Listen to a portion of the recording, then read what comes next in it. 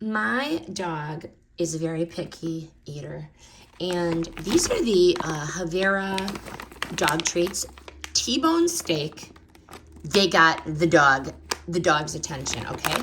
This is a rawhide free option, which I really appreciate because with her little sensitive tummy, she is getting a little older, but this kept her busy longer than a basic treat. Fun shape. Gets her actually more excited than just a typical generic dog treat. But why this stood out for me, the real meat added. My dog handled this well with no issues so far.